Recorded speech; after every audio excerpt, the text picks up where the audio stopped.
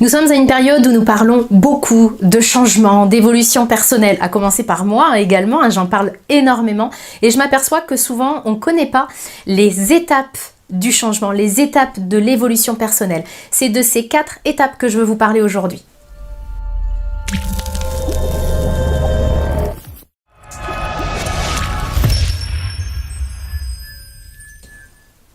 Bonjour, mon nom est Nathalie Martin, je suis coach en éveil de conscience auprès des hommes et des femmes qui veulent une vie remplie de sens et d'abondance à tous les niveaux. Si c'est votre première visite ici sur ma chaîne, soyez les bienvenus, je vous invite à vous abonner pour avoir en priorité mes prochaines vidéos et également à télécharger mon coffret gratuit 3 clés pour redonner du sens à votre vie. Peut-être que si vous regardez cette vidéo, c'est que vous cheminez dans le monde du développement personnel, de l'évolution, la croissance personnelle et moi aussi, et finalement, je me suis aperçue au bout de ces années qu'il y a quand même des étapes à notre évolution, des étapes à notre changement et bien souvent, on ne connaît pas ces étapes-là. Ce qui nous empêche de vivre notre changement en conscience et puis ce qui pollue aussi nos relations. Je vais vous en parler et vous expliquer pourquoi tout à l'heure. En fait, à mon sens, il y a dans le changement et l'évolution personnelle les 4 mêmes étapes qu'il y a dans tout apprentissage. Ces 4 étapes, vous les connaissez peut-être et vous allez voir, peut-être que vous serez d'accord avec moi sur le fait qu'on les retrouve dans le développement personnel. Ces 4 étapes sont l'incompétence inconsciente, l'incompétence consciente, la compétence consciente et la compétence inconsciente. Bon, ça peut sembler un peu compliqué de premier abord, mais je vais vous expliquer ce que cela signifie. Vous allez voir, c'est pas si compliqué que ça. La première étape de notre évolution, eh bien, c'est l'incompétence inconsciente. C'est-à-dire qu'en gros, je ne sais pas, je suis pas compétent, mais je ne sais pas que je ne sais pas. C'est-à-dire que je suis vraiment en mode pilote automatique, je fonctionne avec mes habitudes, je remets pas en cause mes croyances. Ça veut pas dire que je suis super heureux dans cette période-là, mais je fais pas forcément le lien, ni super malheureux d'ailleurs, hein, mais je fais pas le lien entre ce que je vis et mon état intérieur, d'accord? Donc vraiment dans cette étape-là, je me pose pas de questions. Puis vous en avez peut-être des gens autour de vous qui sont dans cette phase-là. C'est que nous, quand on a continué notre cheminement, on a l'impression qu'on voit tout de suite où est le problème. Puis des fois, on a envie de les réveiller en disant « mais punaise, change ta manière de maîtriser tes émotions, change tes croyances, etc. » Mais pour les personnes qui en sont à ce niveau-là, il n'y a pas de jugement parce que ce niveau-là, on l'a tous sur certains points. Hein. On n'en sort pas définitivement. On a toujours des choses à apprendre. Donc on a encore, vous et moi, des choses où on est encore dans l'incompétence inconsciente. C'est-à-dire qu'on ne sait pas qu'on ne sait pas.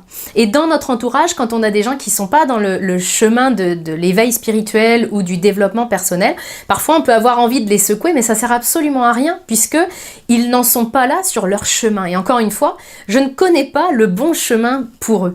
Donc parfois on peut s'agacer envers les personnes qui sont à ce stade-là. C'est juste un des stades de l'évolution. Ça fait partie aussi de l'évolution.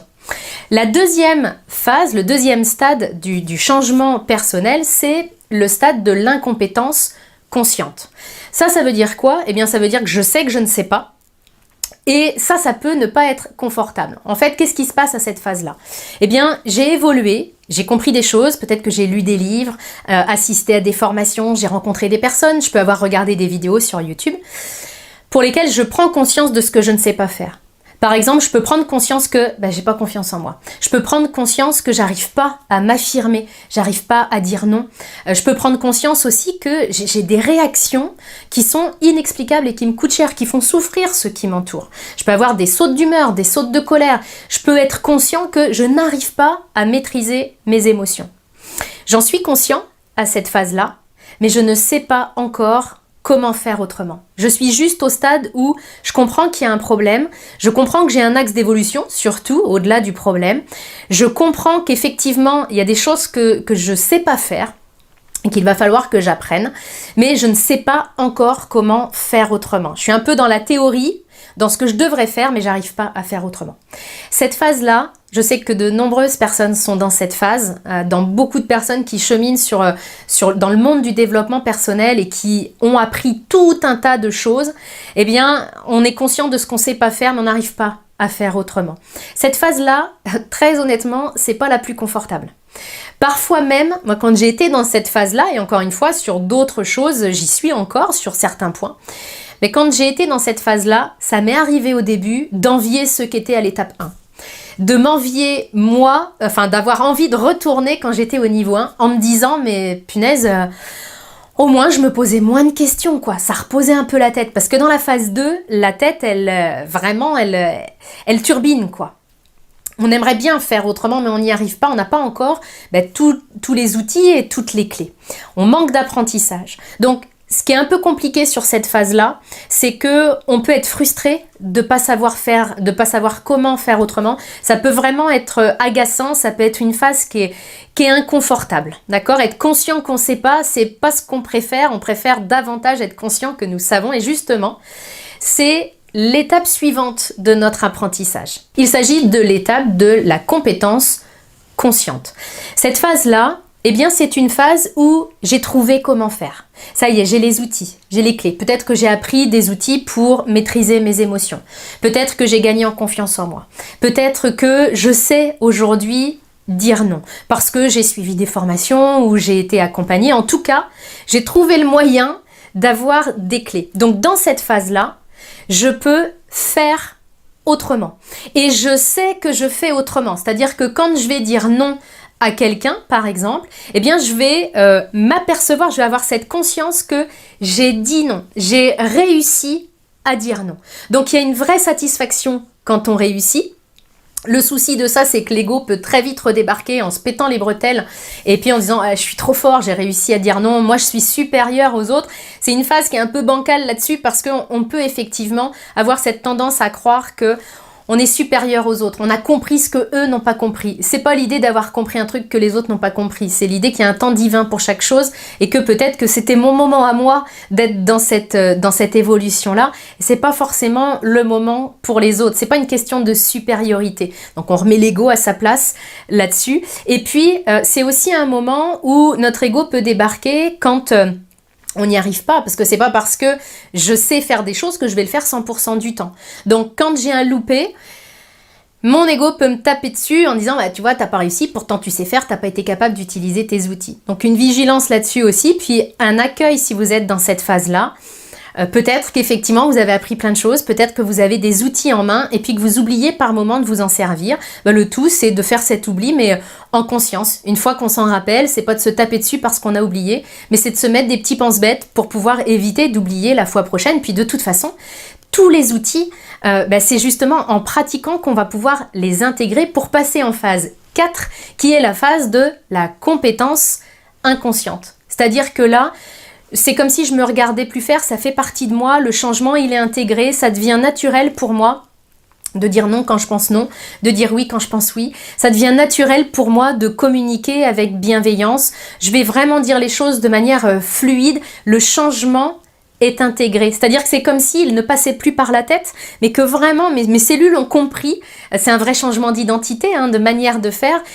Mon être au complet à intégrer l'enseignement, donc ça passe plus par la tête et c'est devenu beaucoup plus fluide. Alors finalement, ces 4 phases du changement, eh bien, on les a vécues, vous et moi, à chaque fois qu'on a appris un truc nouveau dans notre existence. À chaque fois qu'on a appris à marcher, quand on a appris à marcher plutôt, quand on a appris à conduire, à chaque fois que finalement on a voulu apprendre quelque chose de nouveau pour passer notre vie, pour faire passer notre vie au niveau supérieur, on a vécu ces 4 phases-là. Donc pour moi, c'était important de vous les partager simplement pour qu'on puisse réaliser ensemble que dans le cheminement, il y a aussi des phases. Alors combien de temps est-ce qu'on va rester dans l'une ou l'autre des phases? Il n'y a pas de prêt-à-porter là-dessus, c'est que du sur-mesure.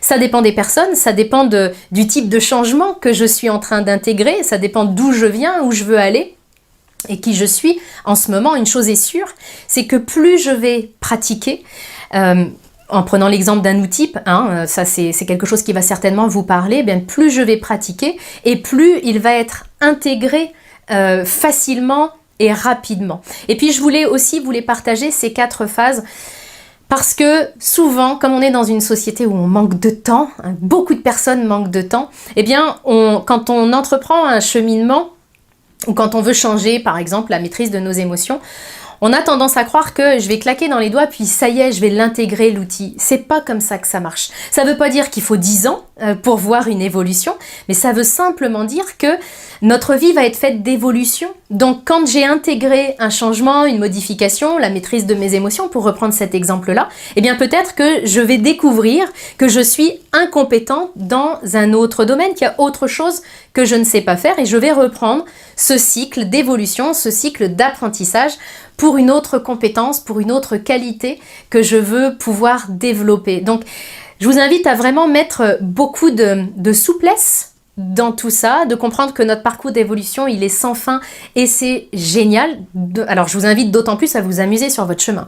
Parce que si, comme beaucoup de personnes, vous dites que vous travaillez sur vous et puis que c'est dur, bah ouais, si c'est dur de travailler sur soi, effectivement, j'ai qu'une hâte, c'est que ce soit fini. Donc c'est plutôt une mauvaise nouvelle si je suis en train de vous dire qu'il n'y a pas de fin à ça. Mais si j'apprends à m'amuser et à apprécier le chemin, j'ai aucune raison d'attendre que ce soit fini. Et puis un autre point important, et c'est aussi pour ça que je voulais vous amener ces 4 étapes, c'est de vraiment cheminer avec beaucoup d'humilité et également avec beaucoup de tolérance pour ceux qui ne sont pas au même stade d'apprentissage. On a des rythmes différents, nous sommes tous différents et c'est pas le fait de secouer quelqu'un qui va le faire passer rapidement au prochain stade d'évolution pour vous. Donc voilà ce que je voulais vous partager dans cette vidéo. Je tiens l'intention que ça vous ait aidé à comprendre un peu dans quelle phase vous êtes en ce moment. Et puis si le cœur vous y appelle, je vous invite à liker cette vidéo, à la partager. En faisant ça, vous m'aidez à transformer le plus grand nombre de vies possible. Je vous en remercie sincèrement et je vous retrouve très bientôt dans une prochaine vidéo.